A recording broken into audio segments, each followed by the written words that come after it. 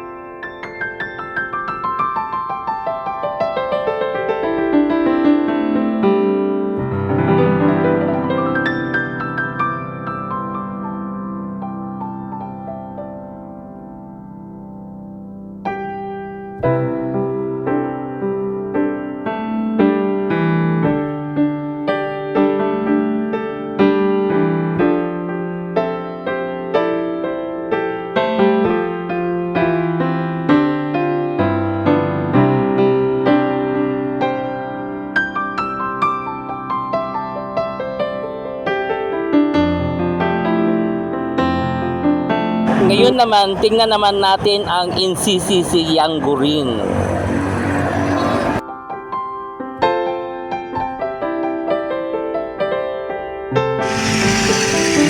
At ito naman yung NCCCC dito sa Yanggurin. Matagal-tagal na rin itong NCCC dito. Halos 1980s yata ito. Halos hindi pa ko pinganak nitong NCCC. Nandito na ito. NCC Supermarket. Ito yung pinaka-known na supermarket dito sa Davao City. Maraming nag-wholesaler dito galing ng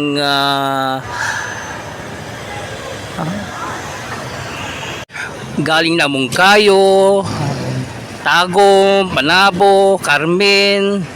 Dito sila nag-wholesaler dito. Matagal-tagal na rin itong serbisyo, itong NCCC dito sa Yanggurin. Pero tingnan po natin bakit ano nangyari dito sa NCCC. Tingnan po natin sa loob. So, ipagpatuloy na lang natin bukas sa pag-update dito sa NCCC Yanggurin. Kasi hanggang alas 6 lang pala sila ng gabi. So tuloy po tayo sa pag-update dito sa NCCC Yanggurin. So tingnan po natin sa loob. So ganoon rin ang sitwasyon dito sa may NCCC Yanggurin. Halos nakikita po natin yung mga shelves, wala na rin laman dito, no? At halos wala na rin tao.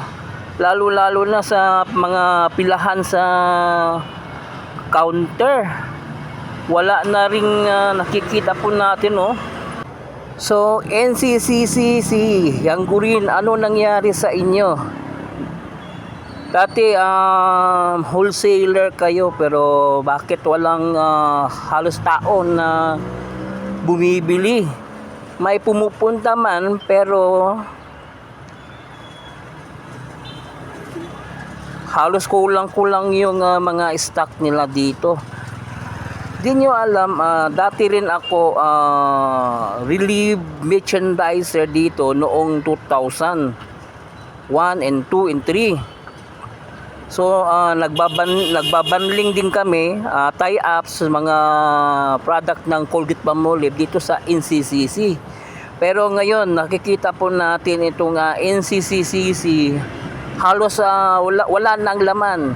Kung makikita mo sa malayo, may display, pero paglalapitan mo siya, ang shelves wala nang laman, bakante. Sa likod, tingnan nyo, wala nang display. Sa harap lang yan, pero sa likod wala nang naka-display na stocks. Bakit? Ano nangyari dito sa NCCC?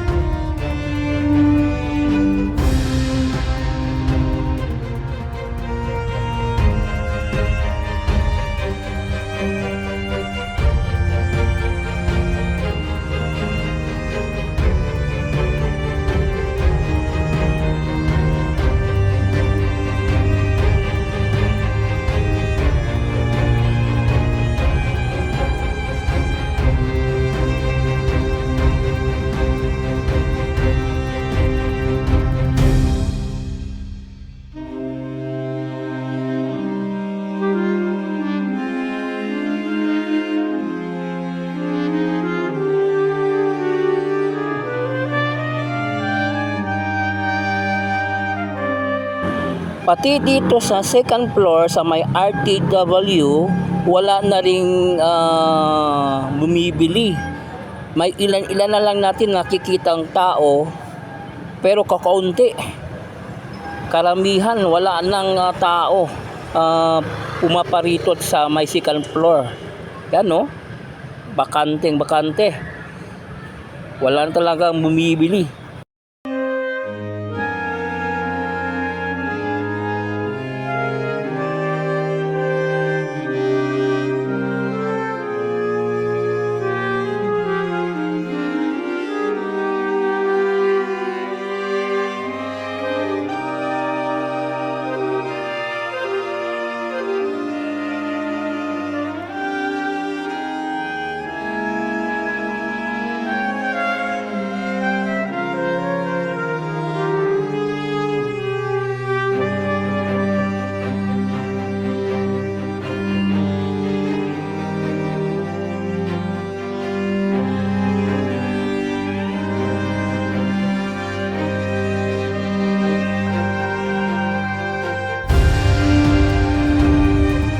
Pati dito sa may mga tsanilasan, may sa Katusan, wala na ring tao bumibili dito. Parang ghost mall itong NCCC.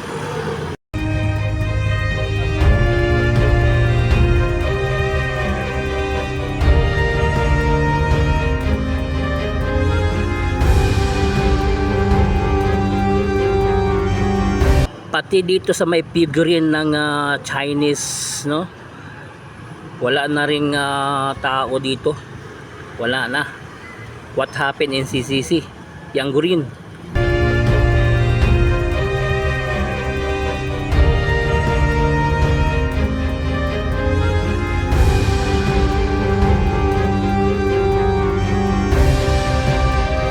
Pati dito sa may textile then mga furniture, wala na rin mga tao pumaparito.